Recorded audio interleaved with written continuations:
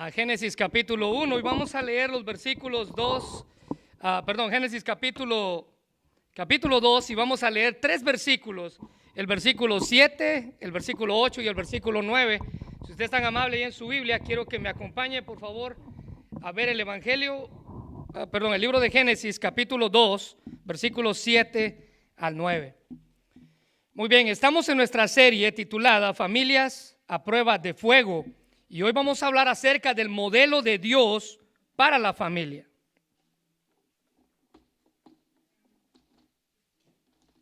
El modelo de Dios para la familia.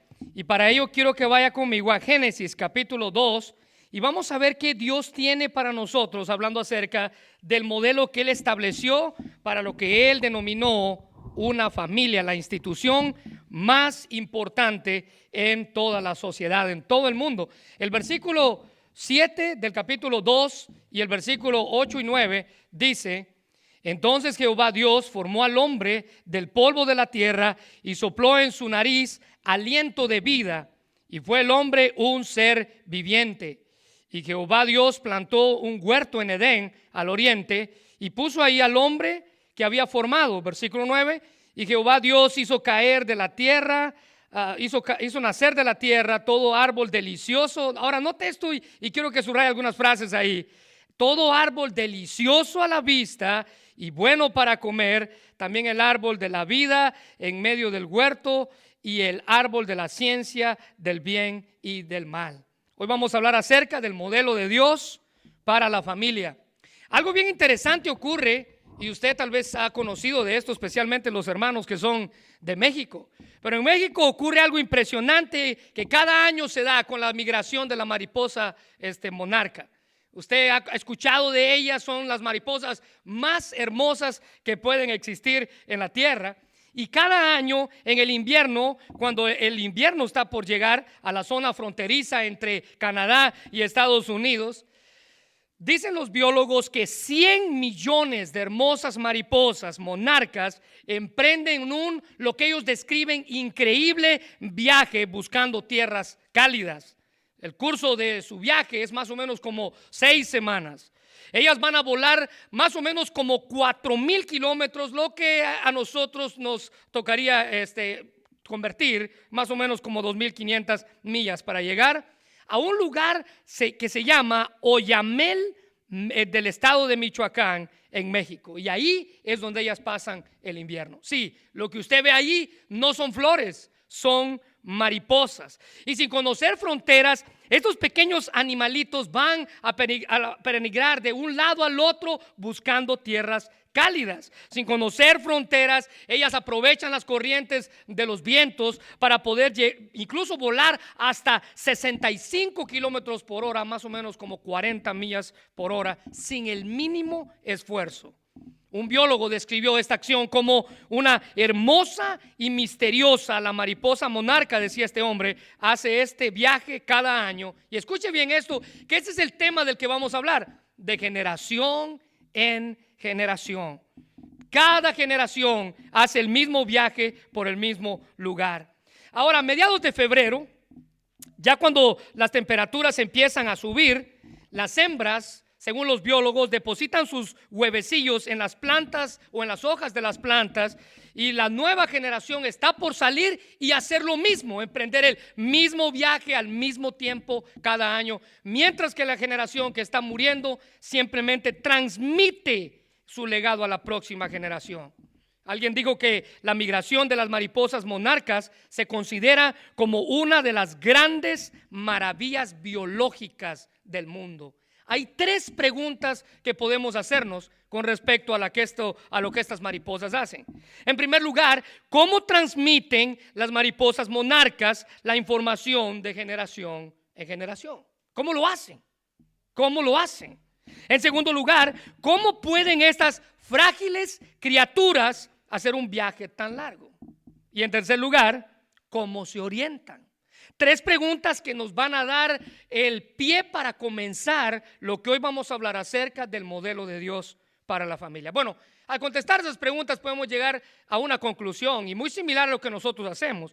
De la misma manera que nosotros podemos impactar la vida de nuestros hijos por medio de este vínculo especial que Dios ha creado, al cual ha llamado familia, así es como ellas lo hacen. Transmiten su legado de generación en generación. Mire, escuche bien esto, nuestros hijos, hermanos, son moldeados permanentemente por el amor y el entrenamiento que reciben en el hogar. El hogar se convierte en la primera escuela para ellos.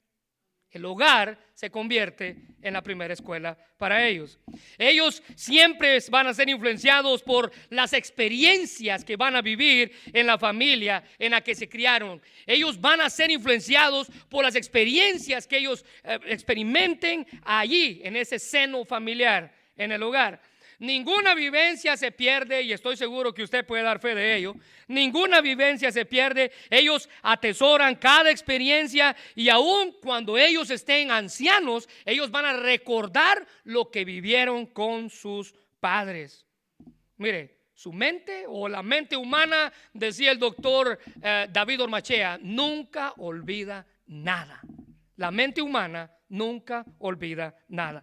Lo que implica esto es esto: que las generaciones siguientes también van a recibir la misma instrucción. Así como la mariposa monarca, usted y yo tenemos la oportunidad de transmitir la instrucción de la palabra de Dios a nuestros hijos, y que esta pase de generación a generación. Mire lo que dice Isaías capítulo 28, versículo 10. Así es como los niños aprenden. Isaías dice, una y otra vez se nos repite todo. Vea cómo los niños aprenden. Línea por línea, renglón por renglón, un poco aquí y un poco allá. Es la insistencia. ¿Sabe cómo se llama eso? La clave es la constancia. La clave es la constancia. Crisóstomo, el obispo de Constantinopla en el siglo IV, decía que no hay otro lugar donde el espíritu pueda ser más nutrido, de manera que pueda prosperar espiritualmente, intelectualmente y prácticamente, que en el seno de una familia, en el orden correcto. Este hombre decía que no hay ningún otro lugar donde un niño se desarrolle espiritualmente, intelectualmente y prácticamente, sino ser en un seno de una familia. Es decir, que la familia es el mejor, o escuche bien esto, en su defecto se puede convertir en el peor medio para satisfacer las necesidades más importantes para el desarrollo y el bienestar de nuestros hijos. La familia o es el mejor, o en su defecto puede convertirse en el peor medio para satisfacer las necesidades de nuestros hijos. Alguien dijo, y está ahí en sus notas, que el hogar puede ser un pedazo de cielo o una sucursal del infierno. Y eso es una realidad. Nuestro hogar se puede convertir en un pedazo de cielo o en una sucursal del infierno. Mire, hablando de Proverbios capítulo 14, versículo 1, aunque el versículo se aplica a la mujer, déjeme decirle que se aplica a los hombres también. Esto se aplica para el seno familiar. Y en el seno familiar dice Proverbios 14:1, la mujer sabia edifica su hogar, pero la necia con sus propias manos lo destruye. Podemos decir, los padres sabios edifican hogares sabios, pero padres necios con sus propias manos los destruyen. Ahí llegamos a la conclusión, hermano, que un niño crece y se desarrolla cuando tiene padres amorosos que cuidan de sus necesidades físicas, de sus necesidades espirituales y de sus necesidades emocionales. Nuestro hogar debe estar lleno de alimento físico en la misma proporción en la que está lleno de alimento espiritual. Alguien dijo que el carácter se desarrolla o se echa a perder en el hogar. El carácter de alguien, de un ser humano, se desarrolla o se echa a perder en el hogar. Nada puede sustituir la influencia de la familia. Nada puede sustituir la influencia del hogar. Nada puede ayudar al ser humano a desarrollar, madurar y encontrar su significado y propósito como la familia. Ni la escuela, ni los parientes, ni la iglesia puede sustituir el beneficio del hogar. Así que la familia es el mejor campo de entrenamiento para desarrollar la responsabilidad que usted y yo tenemos ante Dios. que usted y yo tenemos ante Dios de criar hijos que le honren, que le amen y que le den su lugar. La familia es la primera, decía un escritor, y la mejor escuela para nuestros hijos. Y esto es si en ella nos dedicamos a enseñarles a obedecer y a respetar a Dios. Recuérdense que fue Dios quien creó a la familia y Él estableció, por lo que acabamos de leer, en un lugar maravilloso para ellos llamado el huerto del Edén. Dios creó a la familia. Dios fue quien creó a la familia y Él estableció en ese lugar para que ellos pudieran crecer, desarrollarse y cumplir el papel para el que habían sido creados. Miren lo que dice por favor en Génesis capítulo 1, ahí donde está, voltea una hoja donde está y ve el capítulo 1, versículos 26 y 27. Génesis capítulo 1, 26 y 27 dice: entonces dijo Dios, hagamos al hombre a nuestra imagen, conforme a nuestra semejanza, y señoré en los peces del mar y en las aves del cielo y en las bestias de toda la tierra, y que todo animal que se arrastre sobre la tierra. Versículo 27 y 28, y creó Dios al hombre a su imagen, a imagen de Dios lo creó, varón y hembra los creó, y los bendijo Dios y les dijo: fructificad y multiplicaos, llenad la tierra, sojuzgadla y señoread en los peces del mar y en las aves de los cielos y en toda bestia que se mueva sobre la tierra. Entonces después dice la Biblia que de haber creado a los primeros seres humanos y de establecer los vínculos, ese vínculo especial llamado familia entre ellos, Dios los colocó a la primera familia en ese lugar especial, diseñado para que ellos se desarrollaran y cumplieran su papel. Mire lo que dice Génesis capítulo 2, versículo 8. Y Jehová Dios plantó un huerto en Edén, al oriente, y puso ahí al hombre que había formado. La familia, hermanos, es la unidad social básica en torno a todo lo que usted y yo nos relacionamos y nos movemos. A medida que la familia continúa, la sociedad también lo hace. Si se destruye la familia, la más posibilidad es que se destruya la sociedad también. Una familia sana y fuerte es el motor que impulsa toda sociedad. El doctor Nick Stinnett de la Universidad de Nebraska estudió, ve este estudio que hizo este hombre, estudió las características de las familias sanas y fuertes que hacían la distinción en la sociedad, en todo el mundo.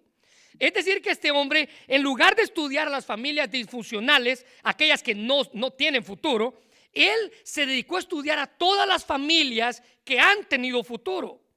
Él quería saber cuáles eran esos puntos, esas cualidades que hacían que la familia fuera sana.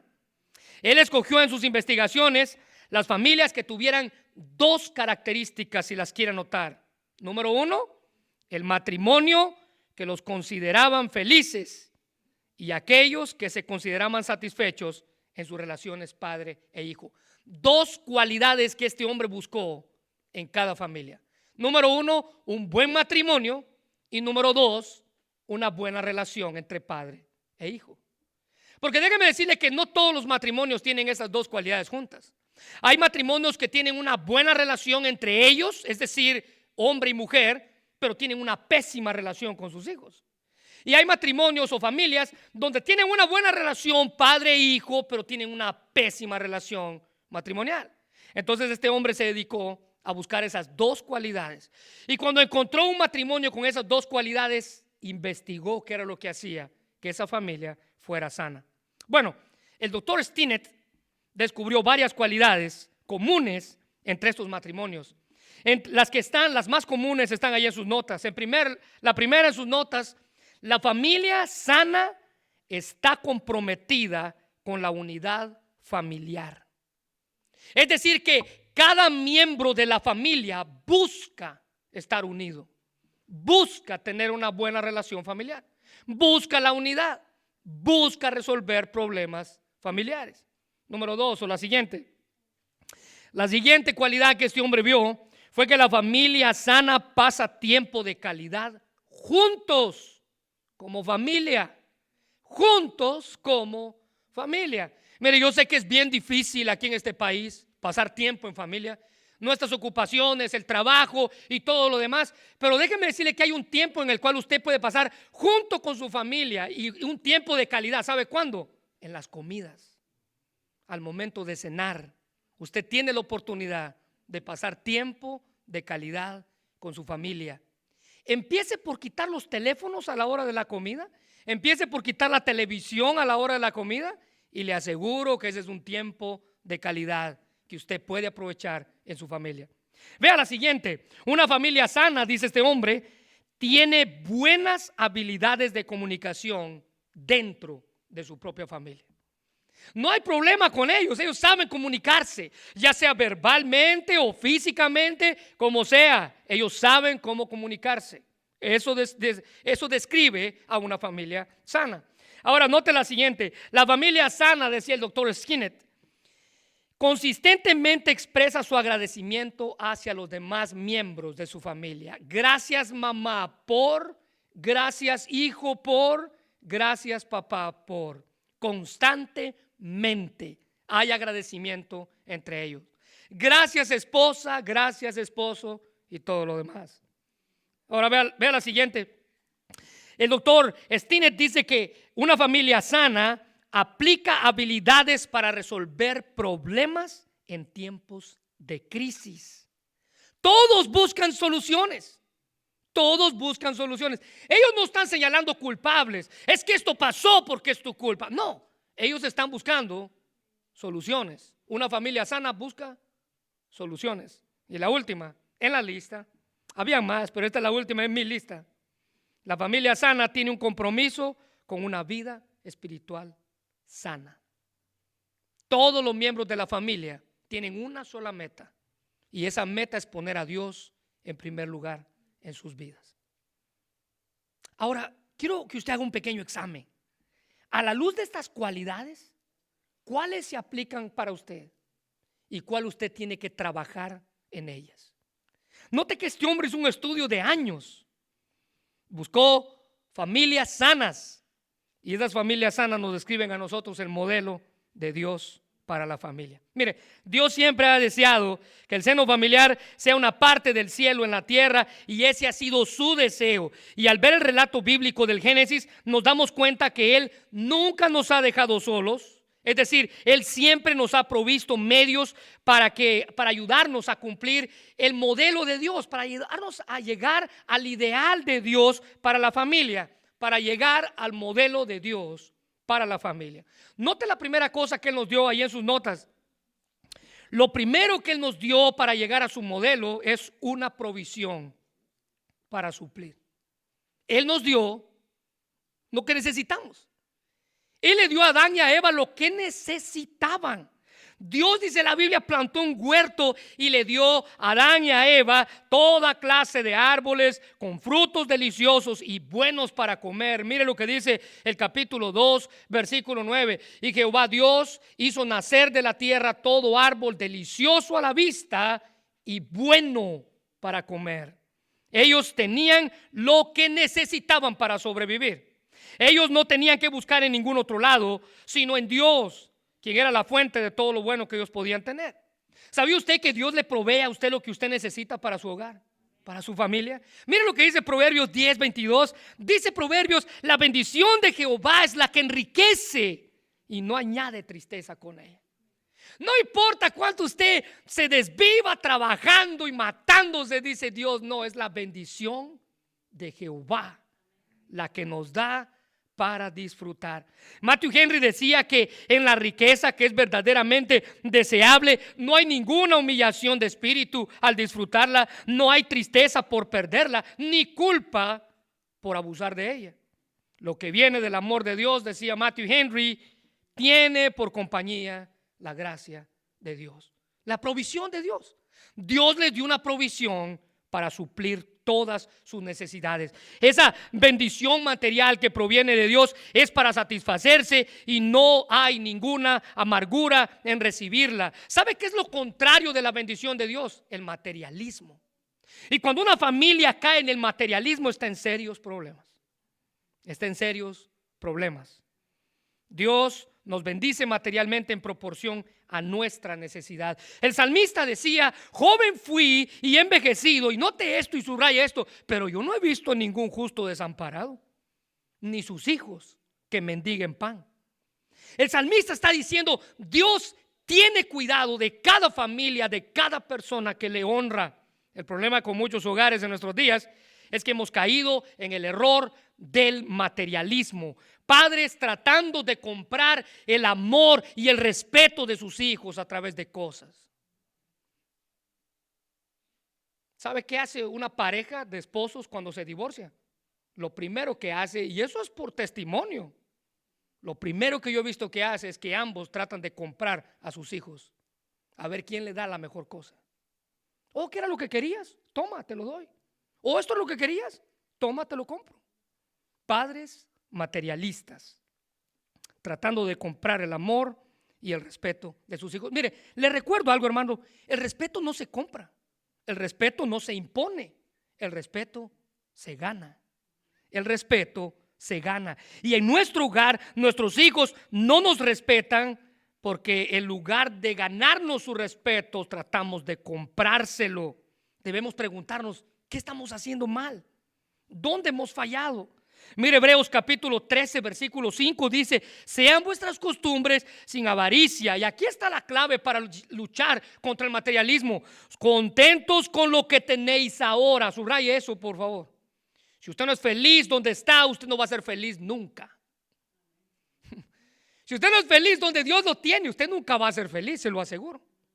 Aprender a ser feliz, dice el escritor de Hebreos: contentos con lo que tenéis ahora. Y luego Hebreos nos da una razón del por qué debemos de estar contentos.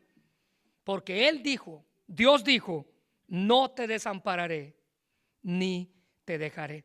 Miren, nos sentimos contentos cuando disfrutamos de la provisión de Dios para satisfacer nuestras necesidades. Los cristianos que se convierten en materialistas dicen con sus acciones que Dios no es capaz de cuidar de ellos como Él lo ha prometido, o que al menos Él no quiere cuidarlos de la forma que ellos quisieran que Dios los cuidara.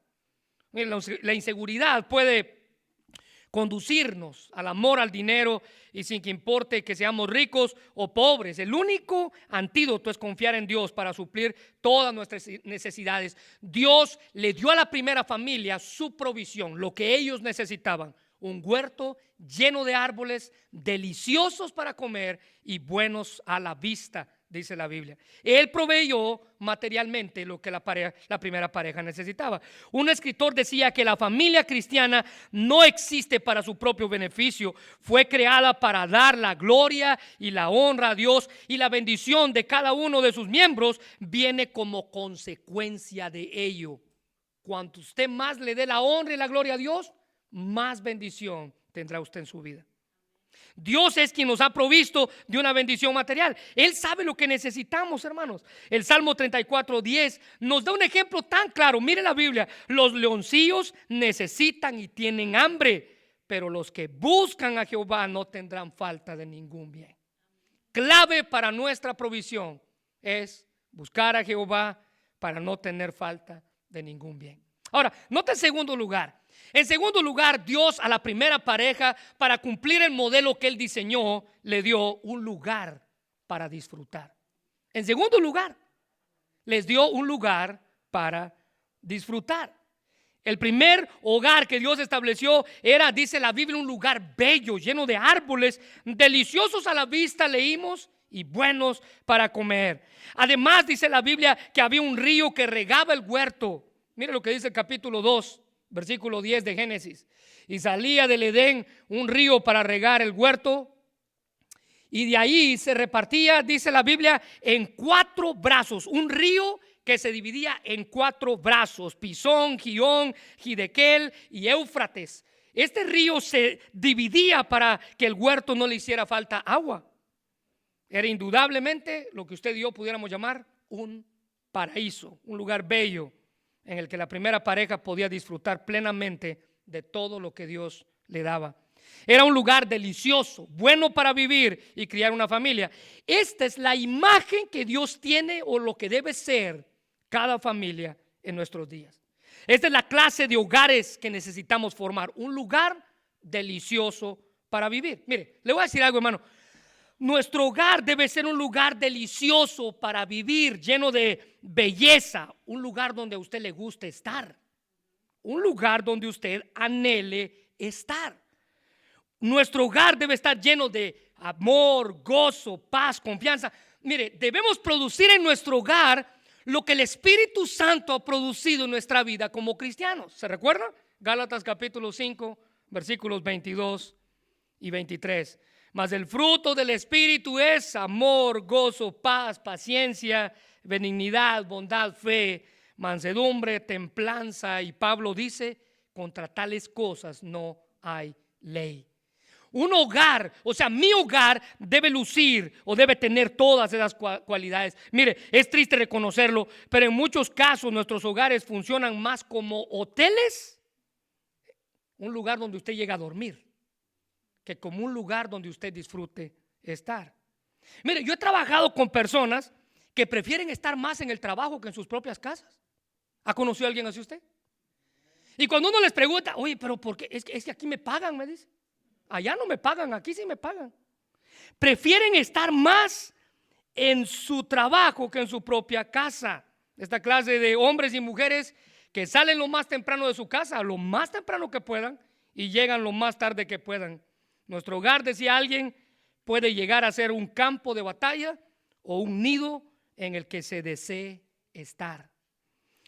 Ahora recuerde que en un nido, un polluelo encuentra refugio, encuentra cariño, encuentra ternura, comprensión y todo lo que ese pollito necesita para desarrollarse y emprender su propio vuelo.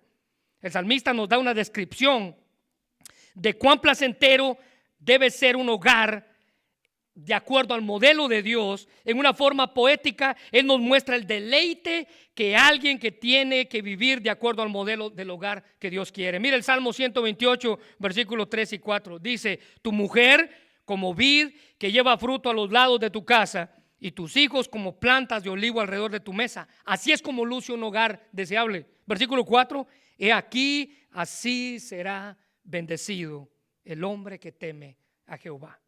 El salmista describe una buena vida familiar. Es una recompensa, dice él, de seguir a Dios.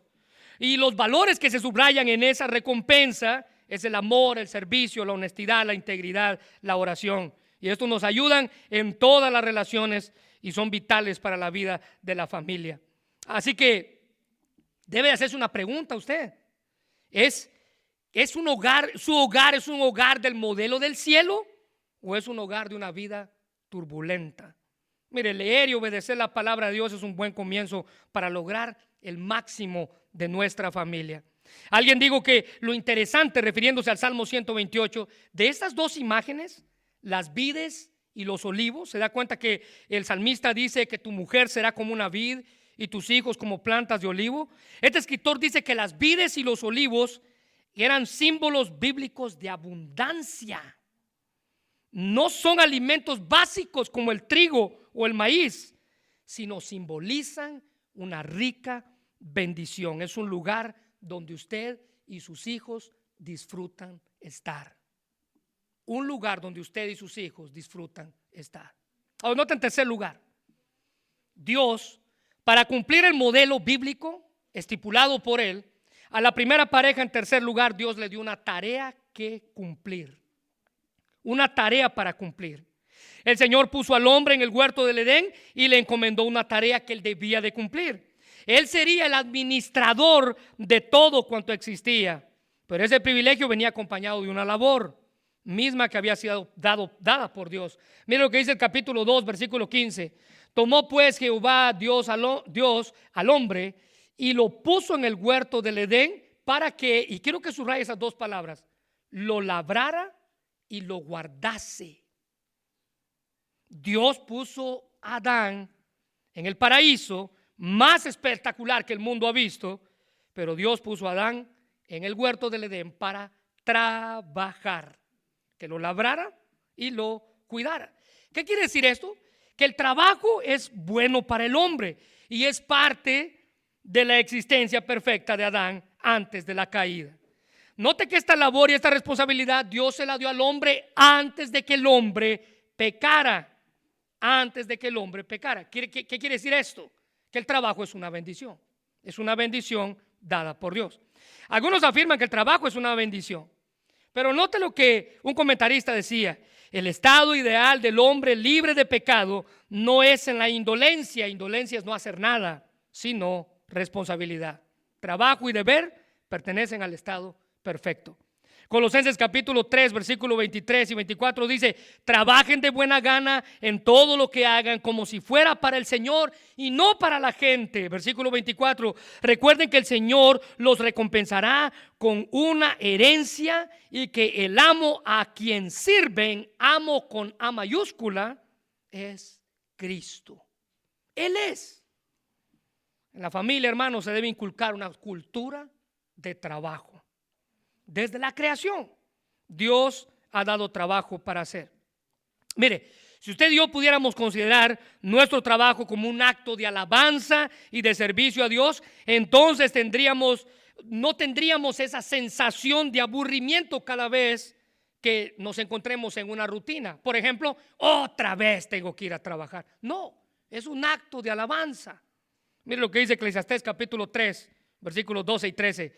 Así que llegué, dice el proverbista, en este caso Salomón. Así que llegué a la conclusión de que no hay mejor que alegrarse y disfrutar de la vida mientras podamos. Subraya el versículo 13.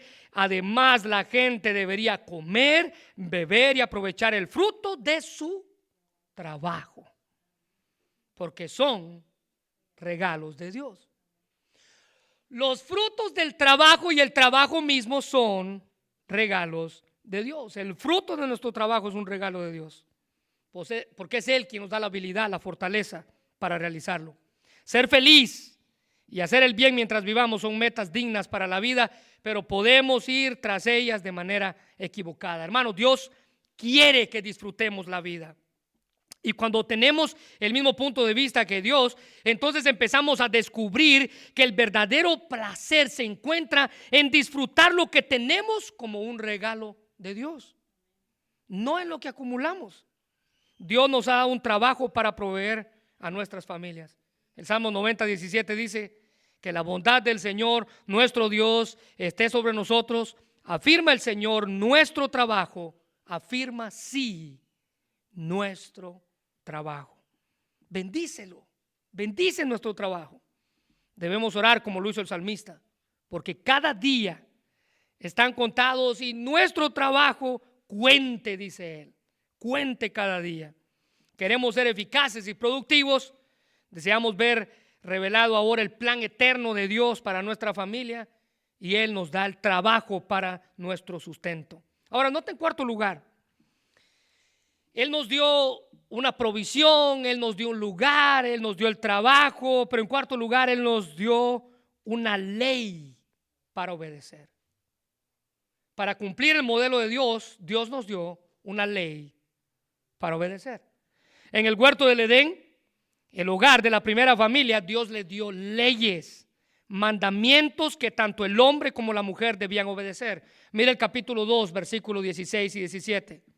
Mandó, ahora hágale un círculo ahí, esa es la ley, ese es el mandamiento. Y mandó, ese es el imperativo. Jehová Dios al hombre diciendo: de todo árbol del huerto podéis comer. Aquí está la clave. Mas del árbol de la ciencia del bien y del mal no comeréis, porque el día que de él comiereis, ciertamente morirás. El mandato, ahí está la ley. Dios tenía toda la autoridad para establecer mandamientos en la primera pareja. Él estableció límites de hasta dónde ellos podían llegar, límites para el comportamiento humano. Mire, la autoridad, hermano, es buena para cualquier ámbito de la vida. Toda autoridad proviene de Dios, incluyendo la que los padres tienen dentro del hogar. Es decir, que cuando un hijo falta la autoridad del padre en el hogar, está faltando a la autoridad de Dios. ¿Sí entiende eso? Los jóvenes que están aquí, ¿sí entienden eso? Cuando un hijo falta la autoridad del padre, está faltando a la autoridad de Dios.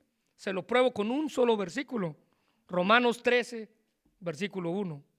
Sométase toda persona a las autoridades superiores.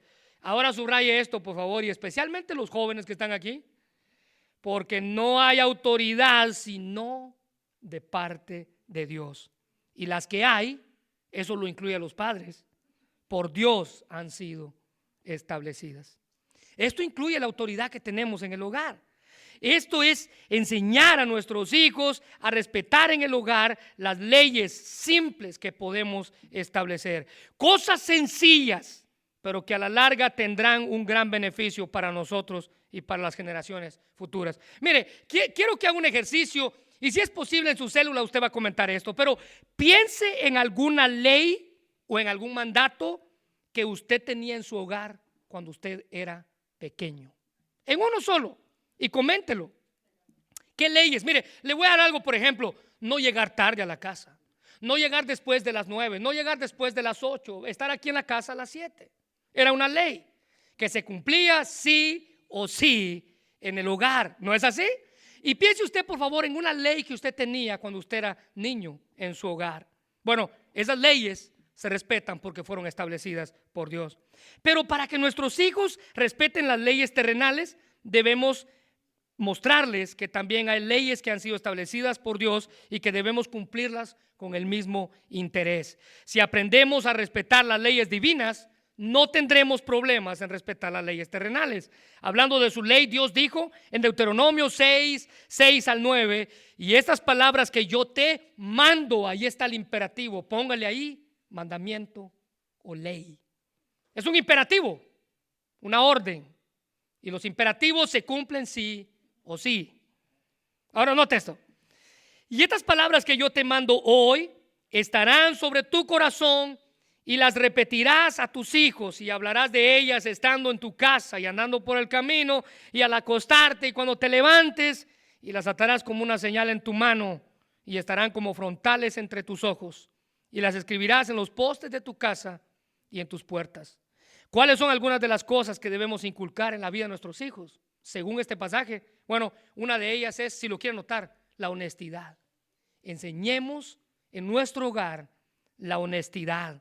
Hablar siempre con la verdad es fundamental en todas las áreas de nuestra vida. Debemos rechazar la mentira, debemos rechazar el robar, debemos rechazar la trampa, etcétera, etcétera, etcétera. La honestidad debe ser una cualidad en un hogar de acuerdo al modelo de Dios. ¿Sabe? En un hogar también se debe de enseñar la bondad. La bondad.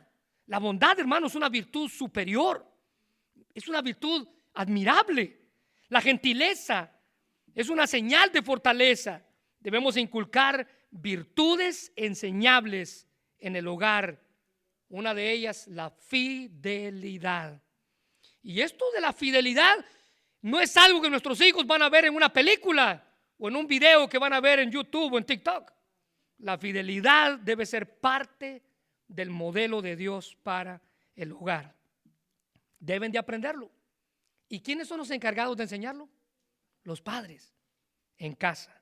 El Salmo 15, versículo 1 al 3 dice: Jehová, ¿quién habitará en tu tabernáculo? ¿Quién morará en tu monte santo? Ahora note esto, y esta es la cualidad que usted debe enseñar en el hogar: el que anda en integridad, el que hace justicia, el que habla verdad en su corazón, el que no calumnia con su lengua, ni hace mal a su prójimo, ni admite reproche alguno contra su vecino. Dios le dio a la primera pareja, para cumplir su modelo, una ley para cumplir. Ustedes no pueden comer de este árbol. Como consecuencia de ello llegamos a la número 5. Dios a la primera pareja, para cumplir el modelo que Él estableció en la tierra, en quinto lugar, le dio una disciplina para aplicar. Una disciplina para aplicar. Dios estableció leyes, mandamientos para obedecer, y cuando estos no se cumplieran, el Señor estableció una disciplina que iba a aplicar en el caso de su desobediencia. Mire lo que dice capítulo 2, por favor, versículo 17. Mas del árbol de la ciencia del bien y del mal no comerás, porque el día que de él comiereis, subraya esto por favor, ciertamente morirás. Escríbale ahí por favor en su Biblia, disciplina. Dios estableció disciplina.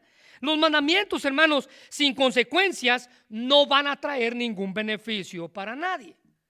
Si usted como padre pone mandamientos en su casa y dice, mira, esto es lo que te va a pasar si faltas a este mandamiento, pero el asunto es que el niño brinca el mandamiento y usted no cumple lo que usted dijo que iba a hacer, en primer lugar el niño piensa que usted está jugando. No hay consecuencia. Toda rebelión, según las Escrituras, debe tener una consecuencia.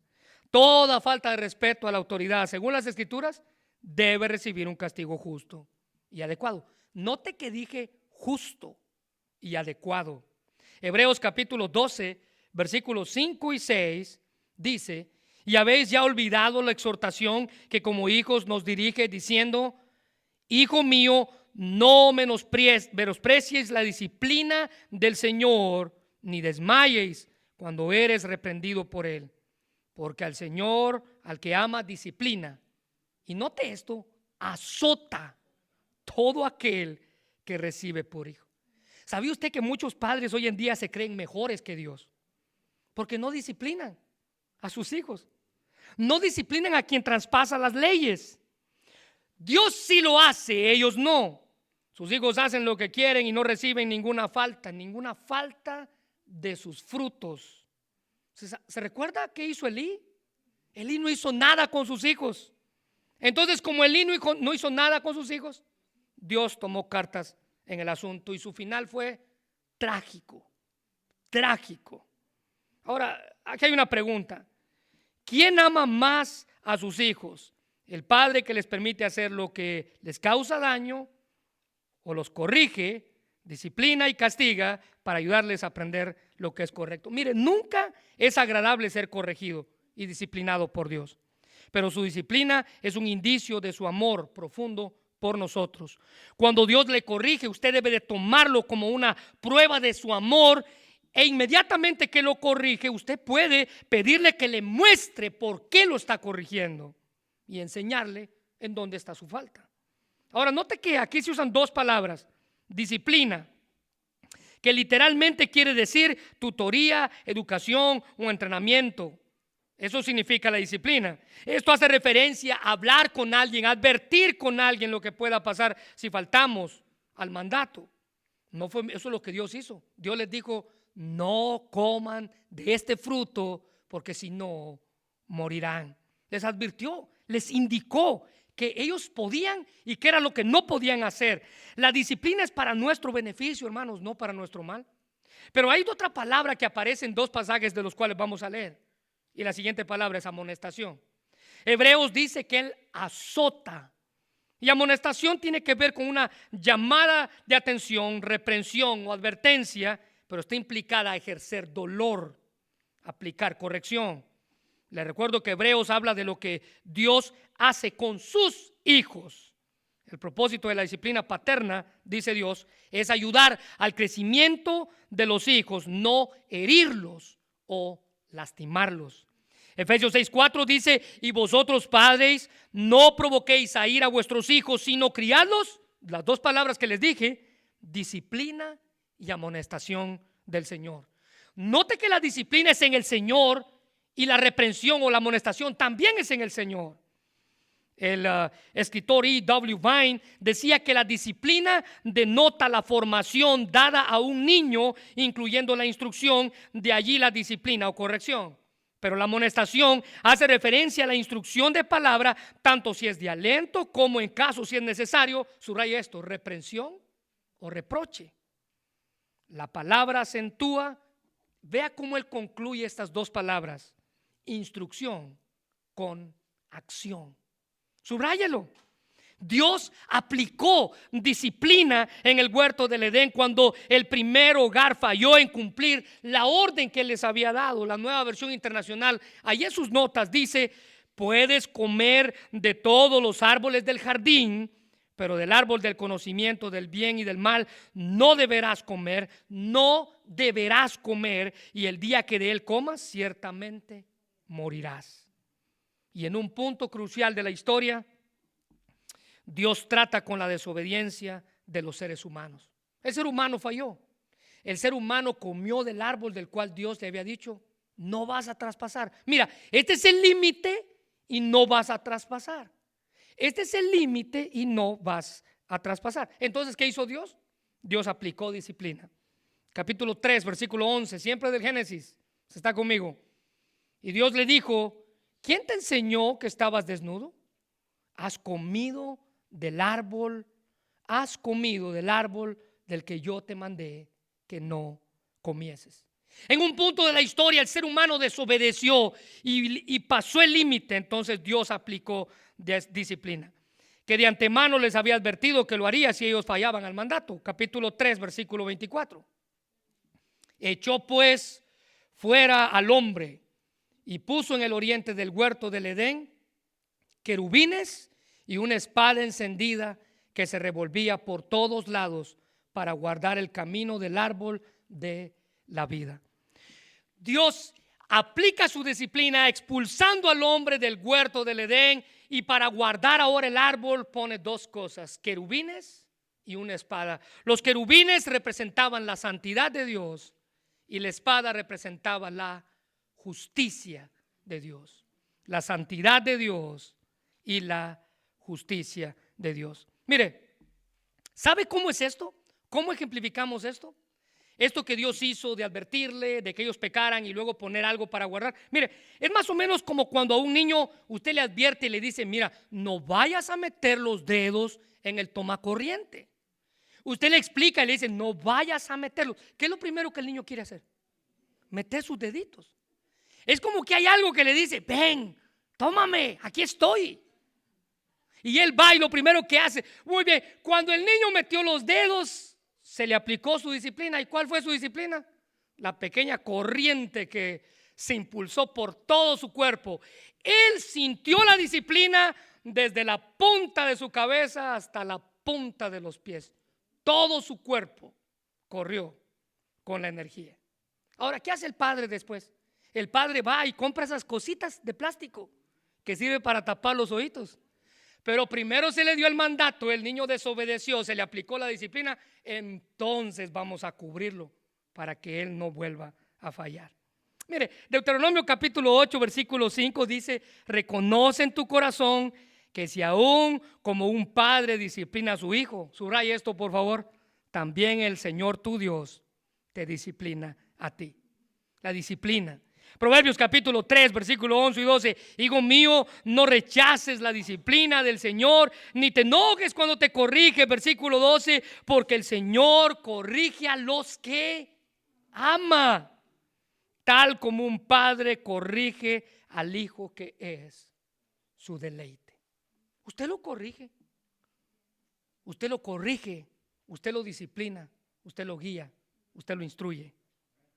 Mire, en nuestro hogar debe haber disciplina. El propósito de la disciplina paterna es ayudar al crecimiento de los hijos, no herir ni desanimarlos. La paternidad no es fácil y nadie dijo que iba a ser fácil. Requiere mucha paciencia para formar hijos en amor, de manera que honren a Cristo. Y la frustración y el enojo no debe de motivar la disciplina. En cambio, los padres, según el modelo bíblico, deben de actuar en amor. Termino con esto. Dios, hermanos, nos ha dado todo lo que necesitamos para que nuestro hogar luzca como el modelo que Él ya estableció. El modelo que Él ya estableció. Él quiere que su familia sea una familia a prueba de fuego. Él quiere que su familia sea una familia a prueba de fuego. Pero para ello debemos tomar en cuenta esto que Él nos ha dado, esto que Él nos dio, y seguir el modelo que Él ya estableció. Dios quiere familias que le honren. Vamos a orar. Señor, gracias por tu palabra y gracias por la bendición que nos das de poder estar aquí, de reunirnos, de celebrar que tú vives y que tú reinas. Y gracias, Señor, porque tú has establecido un modelo bíblico para la familia. La familia es un modelo diseñado por tus manos, puesto en nosotros para seguirlo. Ahora permite, Señor, que este modelo del Génesis podamos seguirlo al pie de la letra, podamos vivir y entender que eres tú quien trae en nosotros la provisión material, entender que eres tú quien nos da a nosotros lo que necesitamos materialmente para poder subsistir. Señor, queremos hacer de nuestra familia un hogar para disfrutar, que todos los miembros de la familia disfruten estar allí, que sea un lugar lleno de risas, de juegos, de pláticas, que sea un lugar donde haya confianza, honestidad, que todos los miembros de la familia puedan verse como lo que son, familia. Señor, quita de nosotros las enemistades y los pleitos. Señor, ayuda a que nuestros hijos se lleven bien, aun cuando ellos crezcan. Señor, queremos decir como el apóstol Juan: no hay mayor gozo, decía él, que mis hijos se lleven bien en la verdad. Señor, que seas tú quien nos ayude a poder criar hijos de esta manera. Padre, si hay relaciones matrimoniales que están pasando por circunstancias difíciles en sus hogares, provee lo que ellos necesitan para verse como lo que son, un vínculo que ha sido unido en tu amor. Señor, si hay familias que están pasando por problemas económicos en esta hora, mi Dios, enséñales que nuestra clave es confiar en ti, porque tú tienes cuidado de nosotros. Padre, queremos estar más apegados al modelo. Señor, ayúdanos a aplicar disciplina correcta en el hogar, sean nuestros hijos mayores o pequeños, que ellos entiendan que el hogar es un lugar donde se respeta, donde se honra a Dios y donde se aman entre miembros. Señor, gracias por esta tarde y gracias por este mensaje. Permite que sea de bendición. Si hay alguien aquí, Señor, que su familia aún no te conoce, permite que esa persona pueda hacer un voto contigo, pueda entregar su vida a ti y que tú ayudes a que su familia pueda acercarse a ti. Gracias por tu palabra, mi Dios, en esta hora, en el nombre de Jesús. Amén.